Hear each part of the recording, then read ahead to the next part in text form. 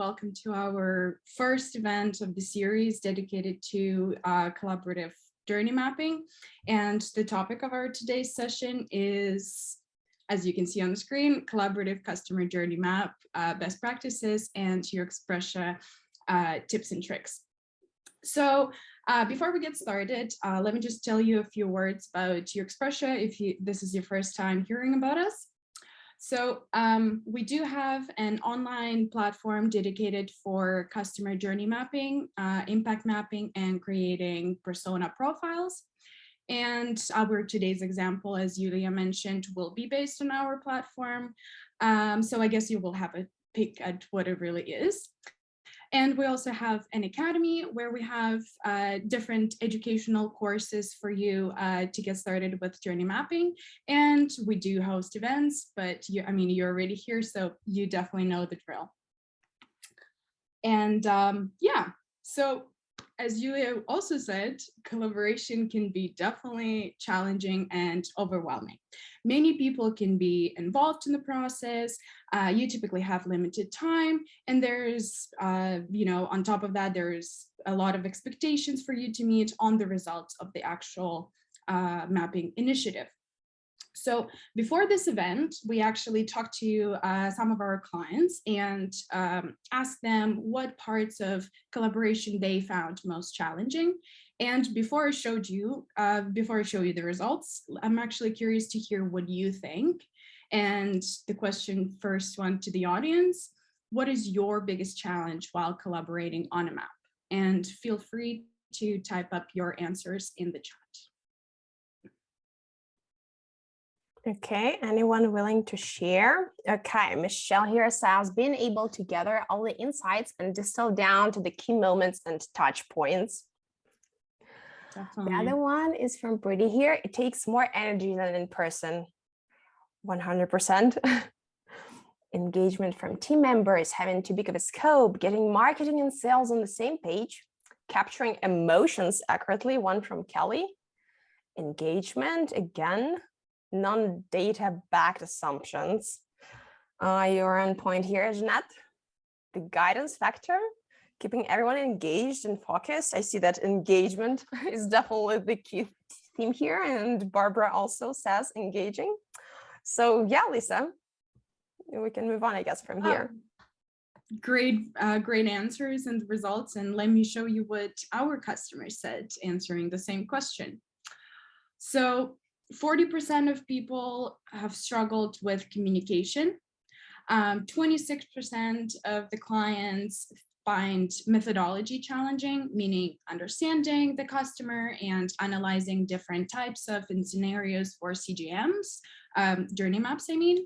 And 18% of people struggle with a technical aspect, which is maybe not a lot of people were familiar with the tool that their team members were using. And 16% of people don't know where to really start with a project. So as you can see, communication presents the biggest challenge. And a lot of people mentioned that it's very difficult to get all of the collaborators engaged in the process, and it was mentioned in the chat as well. Get them to provide their honest feedback, show the value of the mapping initiative to stakeholders, deal with different opinions, very important, and also present the results to their team, stakeholders, or the clients. So, which is why in this series of events, we'll be covering these challenges and different aspects of collaboration. Today, we will focus mainly on the initial stage of each collaboration, which is planning. And we'll share some, practical tips to consider when you're only getting started with a project so that, you can set up your processes properly and then benefit from that later on. So let's jump straight into the topic. Every project starts from planning it out. And the more strategic you're about it, the better results you can get. And by being strategic, we mean knowing where you want to get with a mapping initiative and envisioning the whole process, not just the immediate steps. So even if you're only getting started with your initiative, try to really think ahead of time and picture all of the steps and that you will be going through, and also maybe whose help you might require along the way. So, also the circumstances might change, and your plan and your strategy will have to adjust accordingly. And I mean, that's totally okay. There are many ways how you can approach mapping initiative, but here's a way of visualizing the process the way our experts at UXPressia suggest. 4 steps, 4 stages: initiate, map, activate, and use. During the initiate part, we obviously define our goals, we identify the success criteria, and we also plan the initiative itself. Then when we move to the mapping part, we start with mapping the project itself, and we also refine any assumptions that we might have made in the previous stage. Then we move to activate phase. And this is where the action really is born. And it's where you engage your stakeholders and really try to plan the implementation. And this is where a lot of people stop, but there's one more stage which is used that is often forgotten after many all of your maps are done and the ideas are captured. So by the end of the initiative, you might be lacking resources or have competitive priorities. So that might really interfere with your initiative being put to use. So, which is why it's very important for you to plan all of the steps ahead of time. And because when we really know the feeling of that commitment, we are most likely that we're actually going to do it. So it more probably you will be at that use stage. And also keep in mind that what you want to happen in the map, activate, and use influences how you're going to approach the initiate stage. And we suggest that you start with answering 3 key questions, and Julia is going to tell us what the first question is. Yep, so the very first question here is what? What is the end goal of the mapping initiative? Because depending on the goal, you might need to focus on different aspects of the map. So we talked to hundreds of mappers, and we saw that the majority of maps fall into one of these 3 categories: understand, improve, and launch. So what exactly do you want to achieve? Do you want to understand how customers use your product? Or maybe you want to improve the service that you already have. Another case might be if you want to launch something completely new and you need a roadmap to start. So to get everyone on the same page, you better think of these goals prior to starting collaboration. So now I would like to share my screen and show you the example that we've prepared for you for today. So we have the project. We're thinking of starting a project for a hospital that wants to improve their patient's journey. So we've prepared this new project, a special space to store all related maps and personas. And now we need to set up the scene. So everyone who joins you working on that project have a clear picture in mind and are on the same page. So I'm opening up the project description here, and the very first section we see here, the very first field is goals. So what is the end goal of the whole initiative? What do you want to get as an end result? This is something that you should also speak about with your stakeholders, discuss it before collaboration. We'll speak about this a little bit later. So what do you want to get? Do you want to create, for example, list of ideas for improvement, or maybe an action plan, or it can be to outline all the problems and opportunities that arise in your customer's journey. Or maybe you want just to get a general understanding of how things currently work. So in our today's case, we want to have a prioritized list of ideas for improvement. That's great. So now we have the goal, and we can, that's not it actually, because you might end up in the case when you have the goal and you even have the finished map, but you don't know what to make out of it. So it makes sense to think how to evaluate the results of the whole initiative. In our today's case, this would be to create, to have at least one strong idea per customer journey stage. And we also will add this right here. So yes, right now when we define our goal and the achievement criteria, we can move to the next step. What kind of document we want to build, we want to achieve. And there are multiple things to think of at this point. For example, depending on the type of the improvement you're aiming for, your map can be strategic or operational. Actually, at UXPressia, you can build both types of maps. I'm switching to the design view right now.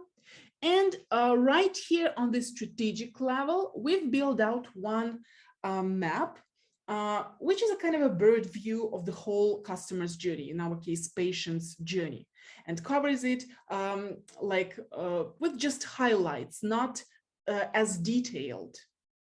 And also we took one separate stage from this big patient journey and mapped it out in a separate document, which is a kind of a tactical level map or operational map. So it includes much more details, interactions, and everything like that. And also we can show how these documents are connected with each other to show the hierarchy of these documents. Also, another thing to think of at this point is the scope of your mapping. So whether you want to build an end-to-end journey from the very first stage of your customer's interaction with your service or product till the very last one, or you want to take one separate process and map it out and focus on this specific process. Another thing to think of at this point is the type of your map. Whether you want to build, for example, the current journey your customer is going through as is journey, or you want to build a kind of a future state, ideal, or at least enhanced version of your customer's journey, to be map. Another case is what you put in the map itself. It also affects collaboration process. So you can, for example, focus on the customer perspective, and this will be a customer journey map. In case, yes, we have some mixed slides, it's totally fine. It just happens. Yes. So if you want to focus on the customer's perspective, better go for customer journey map. In case you want to add some business processes along the way, in this case, you better opt for service blueprint. So basically, you can add, you can build just a skeleton of the map, or you can add different interactions, add details. So it all depends on your goal, basically.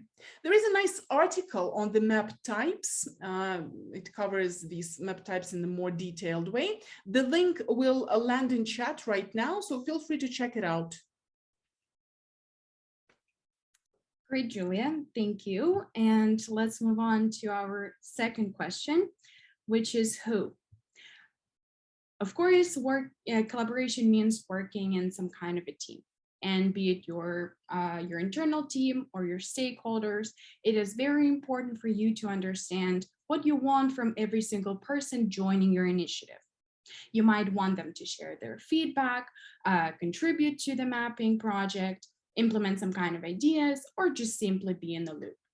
But what's also important is to actually let them know about your expectations as well. And as we mentioned at the beginning of today's session, collaboration can definitely be overwhelming. And even more so if you dive into the map that you're seeing for the very first time. So here is another question to the audience. And the question is, what is your biggest challenge while reading the map? And once again, you can drop down your answers in the chat below. Okay, anyone willing to share some more challenges here? Too vague, not enough information, description. Okay, yeah, that's definitely the one we can relate to. Too much information, overwhelming. Be sure that participants will get the critical points. All right, too many objectives. The size, it's usually huge. I see everyone is overwhelmed with the scope of the maps they're working on. Michelle here says, moving from swim lane to swim lane and knowing just how much info to share or highlight. We'll cover that later, Michelle. Thanks for mentioning this. Cannot control what's the main takeaway interpretation. Keep it simple, but not stupid.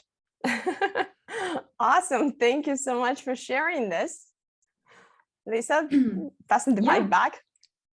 Thank you. Yeah, and once again, we've also asked the same question our customers, and here are the results of the most common challenges. First one is understanding the map structure and logic. Definitely. Second is understanding the context and the thinking behind the map. Very challenging. Making sense out of big amount of data. Definitely. Understanding what action items are suggested. And last but not least, navigating the map, meaning on how to properly read it. And think of it this way. Even if you can theoretically build a map with a smaller team, engaging more people will definitely help you later on. Not only because they can bring something to your collaboration and your team effort, but because without getting them familiar with the concept and with the process, it will be extremely difficult to get them to understand it later on. So this brings us to the roles. Julia? Yep, so who should work on the journey map? There are different approaches to discussing roles, and one of the really famous ones and pretty efficient, I should say, is this race matrix. I'm pretty sure most of you have heard about this. So basically it looks like a table. You can see the example on the slide, where vertically you need to define the tasks that you want to address, and horizontally you need to specify all the people that are going to be somehow engaged in those tasks. And then you simply assign who is going to be responsible, accountable, consulted, and informed. And yes, this approach is really efficient, but some teams might find it a little bit too heavy. And if you are one of such teams, you don't want to spend too much time on getting into this, you can also use the approach we'll suggest. I will speak about it in a minute. Both are totally fine. I just want to point that it's better if you use at least some approach in this regard. So depending on the goal and on the map type, you might need to think of different teams to engage. For example, should it be just the customer service roles, or you want to engage also marketing department, sales department as well? Should that be like just team leaders, team representatives, or you want to engage all the team members? Here is how we look at roles at UXPressia. There is usually a group of active contributors, and these are people who do the mapping itself, who build documents. Also, there is a group of advisors, and these are people with expertise. They have something important to share, but they will not be actively engaged in the mapping itself. Plus, here we advise to include people who will be affected by changes, so they're timely notified and constantly aware of what is going on. And the last group here is sponsors. These are senior leaders. They have the power to fund your initiative. They can stop it, they can continue it. So they usually provide the organizational or financial support. Obviously, not all of these people need to be able to edit the document, to edit the map. So it makes sense to wisely distribute those roles at this point. Now I want to get back to UXPressia and show you how we deal with this role assignment at our platform. So in our today's case, we have a team of 4 people, where Lisa and Nina are project facilitators. They are here to review the content and to leave some comments. Yulia is a facilitator of the whole process. She needs to be able to collaborate on the map. And Julia is responsible for patient service, so she also needs to be able to make some edits in the documents and to create documents, basically. So how to assign those permissions, the needed permissions to all these people? This is something you can do at the very first step of interaction with UXPressia while you invite users to join your workspace in the workspace settings general tab. So once you invite your team members, you need to specify which role they will have. Either contributor who have the full access to all the documents, they can create new ones and delete already created ones, and they can edit all the documents. Or viewer role. This role has a limit, just a read-only access, but viewers are still able to give feedback, to exchange feedback in the commenting mode. So you can also actually change the roles of the already existing users. For example, I will switch Lisa from contributor to viewer, as we need her only to review the map and leave feedback. And here I want to say that at UXPressia, contributor is the only paid role. While speaking of viewers, you can add them as many as you need. It is completely free, so feel free to take advantage of this. Another way how you can engage your team members into working on your projects, instead of inviting them to see all the projects in the workspace, you can share just the specific projects with them. So speaking of sharing projects, we have 2 options available.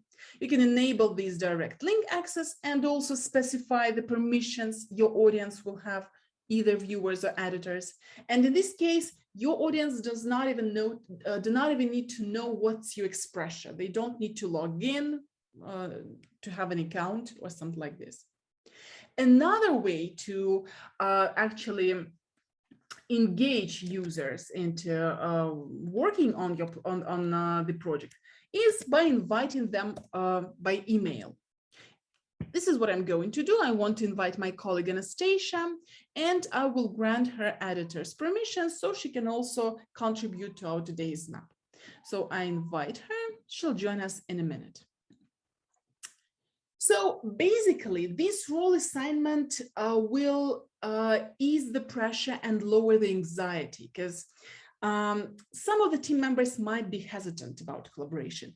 They might be worried to ruin the map, to ruin the content, even if they are not familiar with the tool. This is a new tool and they're a little bit hesitant. It's totally fine, because this limitation of the roles, they will help you and, will actually limit this issue. But even if someone from your team made unnecessary changes to the map, it's totally fine. We have this version history where all of the changes to the map are tracked. So you can easily switch to the needed version, restore it, and have your content safe and sound. I can see that my colleague Anastasia has just joined our map. She's now editing the cell. By the way, as you can see, while she's editing one specific cell, I cannot, type something above, so the content will not overlap. And it also helps you to have this content safe and sound, even when you work simultaneously with multiple team members. Great. Another thing I would like to share with you is the ability to be notified timely. Especially this is important for those who are facilitating the process, to be timely notified about the changes that are happening to the map. If you use Slack in your working processes, we have good news for you, actually. We have this integration right here. You can connect your Slack account and set up the needed notifications when you want to be notified. For example, if someone creates new document, if someone like for example leaves comments, and so on and so forth. So you just set up this integration, and all the notifications will appear in the needed Slack channel. Another thing to think of here is the expectations. So to set up expectations wisely actually will help you communicating with your stakeholders, because it's an often case when they expect you just to bring the plan for approval, while you need a little bit more input from them. So in order to avoid this, misunderstanding, you better have those roles written down somewhere. We have this description field in the project description, where you can actually specify all the needed details: who is going to be facilitator, what you expect from different team members, and all such details. Another thing that can be really, really helpful at this point is providing some ground rules or legend for filling in the map or reading the map.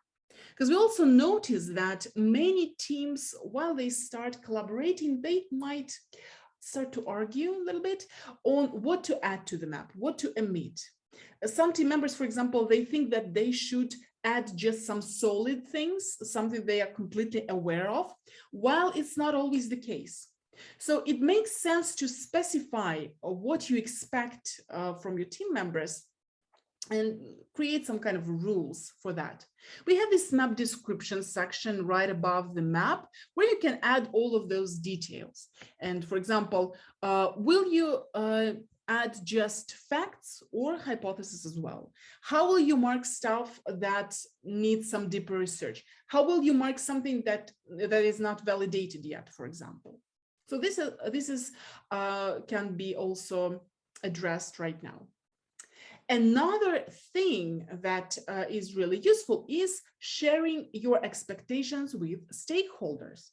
That can be done in the form of presentation, for example. So you can share some slides and speak about the stages of the initiative, what you are going to do, and how are you going to do that.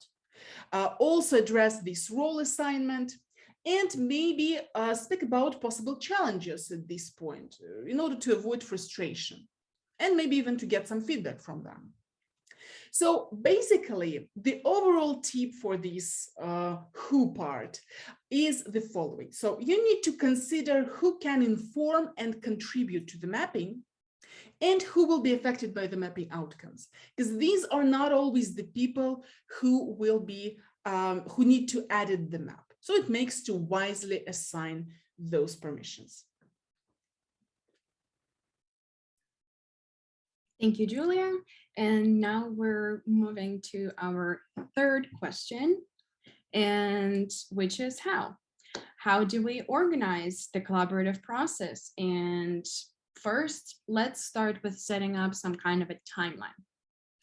It is crucial to understand how much time it really takes to map, and what you can or cannot afford in order to get others on or off board. Lacking time and rushing really kills collaboration. And if you're taking a little bit more time in the beginning, you need to rush everybody towards the end, which creates deadline pressure and really shatters creativity. So clarify with the team ahead of time, and the stakeholders as well, whether your initiative has hard or soft deadlines. And also maybe spend some quality time discussing some time limitations you might have along the way. For example, competing priorities or upcoming vacations or something else. And you better do that right now when you're still in the planning. And another tip from us as well is that if this is your first time collaborating, definitely overestimate how much time it really takes for you at every single stage. Also, there are questions like, where is my team right now? How well do they know the mapping technique? Or how close are my goals as a leader to them? And if you have a highly motivated team, you have definitely the room to play around with them. But if not really, then you would need, as a leader, you would need to choose which part of the process will be most beneficial for collaboration. And let's now take a look actually at the stages that I've mentioned earlier to give you an example. So option number one, you can work all together on all of the stages, which is great. And option number two can be just mapping all together and then doing everything else separately. And if you have, for example, option number three, if you, for example, have an already done map in hand, but you want to build some kind of strategy upon it, for example, then you would mainly focus your collaboration on activate and use sides, parts of that. And we'll be covering actually more of this in more details with more examples at our next event. So don't miss that out. So to make it all work, the work needs to be facilitated. And facilitation, as you can see on the screen, is not the same thing as management. It literally means to ease things out for your teamwork.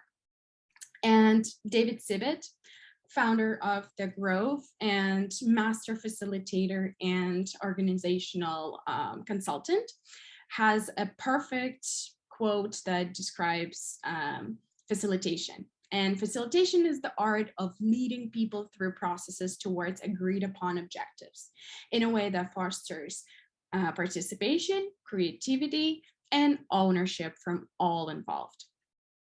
So you might ask, who will play this facilitator role? And the answer is, it can be either an assigned role or even a rotation in some cases. And usually the person in charge, first, they choose which parts of the process will be done together in a collaboration. And they also need to decide who will be the facilitator in the process. And though oftentimes the leader is the facilitator himself, but that might get a little bit tricky because you definitely need to manage and differentiate the time when you're in a managing role or when you're playing a facilitator role. Because as I said, they're two separate things, and you just need to be careful when you're, careful with every single hat you kind of put on. Yep, so the facilitator can help out team members by adding some ground rules again for collaboration. So I will share how it looks like again at UXPressia platform. Yes, you can add additional block at this map description part and add these collaboration rules. So basically, yes, I will just extend it a little bit like that. You can also ease the whole process by explaining to your team members, those who joins you, or especially those who will read the map, what each map lane means. So at UXPressia, we have these pre-installed tooltips for every lane type. You can see them appearing right now, but you can customize those tooltips and add your own instructions, kind of a personalized version. Another thing to think of is to make everything consistent, everything that relates to your journey mapping. We advise to sync with your team on how to, for example, call different assets related to the map, how to call stages and sub-stages, how to call channels, touch points, where to store images and documents. So at UXPressia, we have a special place for that. Team library, you can find it right here in the workspace settings, team library. And it's basically a kind of team repository for reusable components. And you can upload all those components right here once and for all, and then reuse them with your team in different documents and different projects. So you can upload stage names and have them at your disposal. You can also have your touch points here, images, documents, and also you can adjust the default channel collection that UXPressia provides, or even upload your own custom channels. So yeah, I will switch back to the map to show you how this look like on the map. So yes, you can see here we have those touch points, channels, and images right here. We actually have the video covering this team library feature. So if you want to know a little bit more about that, the link will also appear in chat. So that's actually pretty much it for today. We'll cover the more details, as Liz already mentioned, about collaborating on the map simultaneously with your team members in the next session. So stay tuned. Now I would like to make a kind of a summary of what we talked about today. So today our focus was on the very first stage of collaboration, planning. And we covered the goals of the initiative and how to address, how to define those goals. We also spoke about the roles and responsibility assignment. And we showed you some UXPressia features that might help you with setting up the scene for collaboration and engaging all the team members to smoothly collaborate on your customer journey maps. So yes, this is the end of the session. I really hope that it was useful for you. I'm ready to pass the mic back to our host, Yulia, so she can start the Q&A session. All right. Firstly, Julia, Lisa, thank you so much for such a great intro on best practices of collaborative customer journey mapping. And yeah, we indeed can move on to our Q&A session. And if I'm not mistaken, I actually spy our colleague Jana here. Jana is an anthropologist, org designer, and a facilitator, and has an experience helping companies to implement journey mapping and human-centered approach as a consultant. So I think she might as well have a very curious perspective on it. Jana, would you mind joining us maybe for a Q&A today? Let me know, please. Yes, absolutely. Sorry, I was like trying to unmute. Hi, everyone. All right. Awesome. Thank you so much. All right. Yeah. And as I mentioned, we have some questions here. And to address the first one from UXPressia, are you able to share this map? Yes, we will definitely share this map so you can take a closer look into all the details we covered. So thanks a lot. All right. So the first question here is from Kimberly. And Kimberly asks, is it better to have a single map with lots of information or multiple smaller maps that are connected somehow?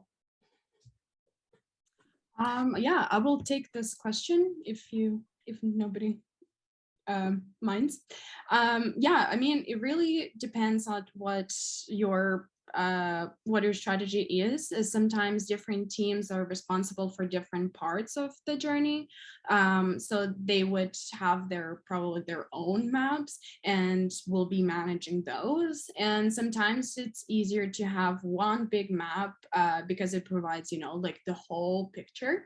So if you have like one big map, UXPressia does have different customizations for the viewing of the map. So that can be come in handy when you have a huge map, but then you still want to separate into smaller pieces to get a better understanding of what's going on. So yeah, I hope this answers your question. Let me know in the chat. All right, Julia, Jana, do you have maybe anything to add here to what Lisa just said? Let me know. Well, I am subjective, obviously, but I do love the views feature because it basically allows you to reuse one map several times. And for example, if you need to send something to your stakeholders who wouldn't be reading, like spending too much time to read the whole map, you can just compose a view, special view for them, and it will contain only like the things that are necessary for them. And it it helps a lot. So I agree with Lisa. Awesome, Jana, Lisa, thank you so much. We have another question from Karin here. Do you merge into one map, customer journey map, with service design map? Can anyone share their insights on that? Could you elaborate a little bit on that? So can you merge different type of maps? What was exactly the details of the question? Yeah, Karin, please let us know. You can as well unmute yourself and ask it via the voice, or just I'll make an assumption here. And Karin, if you're talking about merging like the customer journey map with the service blueprint, let me know. Because if you speak about merging customer journey map and service, yeah, exactly, one artifact, it's possible to do actually. You can actually do this at UXPressia. So you can provide on one map, you can add the customer perspective and your persona perspective. We actually have the ability to attach multiple personas to the journey. So you can add one customer persona and one employee persona and show how they are even interacting on the map. So this is totally possible. Yeah, and maybe I'll just add a couple of words. I know that many of our users actually like using not just service blueprint, but particularly like practical blueprint approach. And for that one, UXPressia also is suited very well because it's easier for, let's say, less experienced participants to comprehend the concept, how it's done, but still it has all the features of service blueprint, of like more elaborate versions of it. So if that's something you're interested in, I would suggest to just Google like practical blueprint. Awesome. Thank you so much, Karin. I hope that helps you when you build the next one. All right. Do you have any other questions here? Let us know. Again, feel free to drop them in the chat or just ask them, just unmuting yourself. Jeffrey here asks, do you have some map template for a launch goal? Jeffrey, let me find something via our templates. I do believe we have something similar. We definitely do have, just referring to what we just covered with Karin, we definitely have a service blueprint template that might as well come in handy here. So yeah, I'll make sure to check something for you.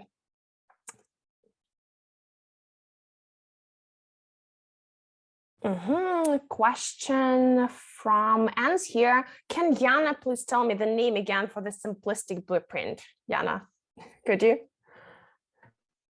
Yeah, let me just Google and I will share the link in a second. Awesome, thank you. And Jeffrey here asks, UXPressia works with Spanish language. Lisa, Julia, I do believe that you can do that, but sort of a workaround. Yes, well, actually, UXPressia's interface is in English by default, but you can fill in information in the map in any language you need. And we have a lot of customized fields that you can also fill in any language, including Spanish. So feel free to check this out and to try.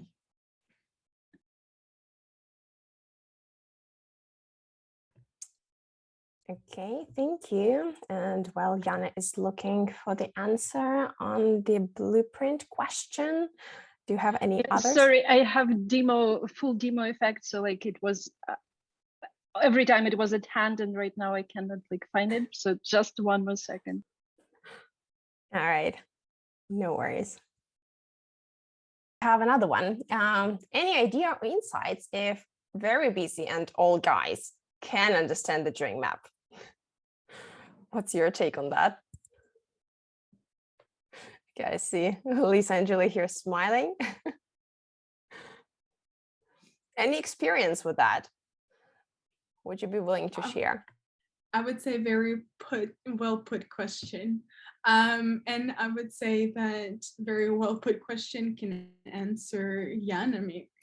She is very well known for her experience. And I just just in general. managed to find the link. So yeah, to the next task. Great to have you back. Okay, Anna, the question is, do you have any idea or insights if very busy and old guys can understand the journey map? Do you have experience working with a crowd that is probably not that familiar with journey mapping per se? So how would you approach it? Well, I would start with like saying that I feel you, I understand like the pain here, because there is no solution to that. Although I wouldn't say old, because it's probably not about age. And I know a lot of young people who have same attitude, maybe even like worse. But anyhow, I think what helped me over the years to get the attention is to just experimenting with empathy, actually, because it's a balance. First of all, one thing is trying to understand very precisely which part of the map you want them to see and one action you want from them. Because if it's just like to acknowledge, it's one thing. If it's like, can you please let me know if there are like any critical blockers for us to proceed, it's another thing. And if you ask it for money, it's like completely different story. So you need to understand your goal and what information they need to see in order to like help you to get to this goal.